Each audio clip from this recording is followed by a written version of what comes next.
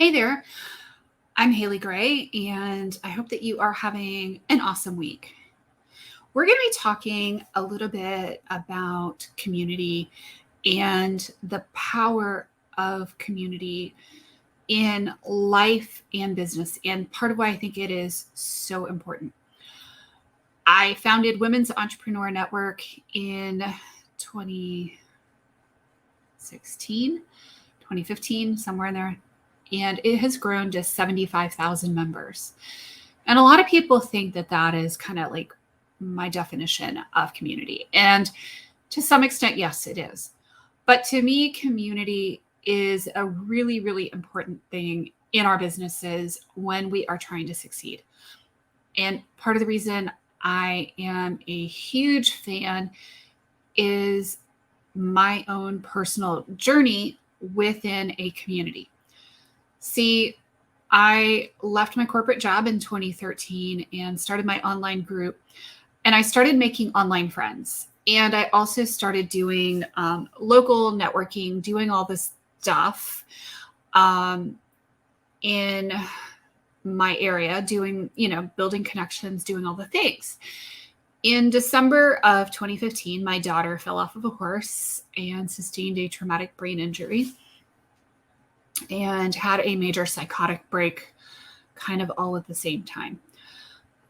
It has led to a lot of problems, a lot of hospitalization, a lot of difficulties for our family, all of the, things that can possibly go wrong, suicidal ideation, suicide attempts, homicidal ideations, homicide attempts, psychosis, and all the things.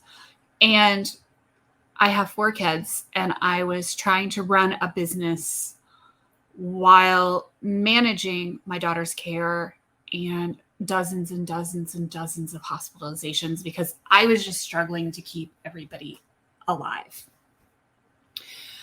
And what really happened for me during those initial few years, and this is still going on today, like my daughter is, as of August of 2023, she's actually inpatient at Butner for the 3rd time and the 7th hospitalization this year. My community has continued to support me while I'm running a business, while I'm doing all the things. And I find that business owners who have a good, strong network and a good, strong community around themselves, and it may or may not be your family, it may or may not be your current friends, are the ones that tend to do best. And they also tend to have the most resiliency. Because let's be honest, being a business owner is not easy. It's not for the faint of heart. And things don't always go to plan. In fact, I would dare say being a business owner, things more often than not don't go to plan. So building friendships and relationships and community around yourself is how you survive. Being creative, having those friends and those resources around you is how you actually can survive these things. And I'm not talking about, people giving you tons of money because, frankly, that's just not going to be a thing. I would dare say people don't just give me money for the sake of giving me money. It's never happened. I don't ever see it happening. People will pay you for your services and your goods based on, the market rate. So if you have a cleaning service, you're going to get paid based on whatever the value of that particular service is. So, you really do end up as a business owner having to back your way out of tons of problems. The car won't start today. My computer is down. I owe money on my taxes. I need help with my banking. These are all things where your network is really going to be your net worth. It's not just about getting new clients. Yes, you'll get new clients out of your network, but it's also in the resources. So for me, it actually came apart in a really, really fascinating way. My daughter had a ton of suicidal and homicidal ideations and had a plan to kill our family. We went through a ton of hospitalizations. So to say that our mental health system here in the United States is broken would be an understatement. I would dare say there's not really a system. And she was in and out of the hospital, and she would be discharged because our insurance company would say, oh, she's feeling fine now. It's time to discharge her. And she would come home and she would be hiding blades under her mattress, and she would be doing all the things and staying up, not sleeping, and talk about stress for myself, my husband, and our other kids. And I actually had, because I had built a community around myself, I found social workers who understood how North Carolina's DHHS system works. And they helped me find the right resources to get my daughter inpatient to CRH for the first time, and then the second time. And because I've learned how to work the tools and the system, because of my community, I've learned how to get her in there faster and faster each time when she really needs to be in there. And, a UNC or a Duke or none of the other hospitals are really going to be willing to take her inpatient because she's a problem child, because we're dealing with really severe mental illness.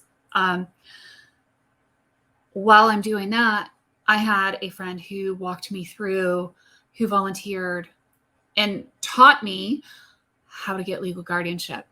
My community, those people around me, helped me understand the processes that I had to go through in order to get legal guardianship, in order to get disability, and in order to be able to get funding for my daughter to be able to live in a group home so that she didn't end up homeless.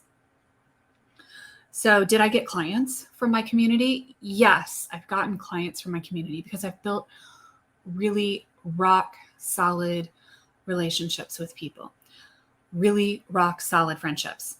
If somebody calls me, like I just had somebody who called me today who is going through a mental health crisis in his own family, I was walking him through what the processes are, and I've been really open online about what my family is going through.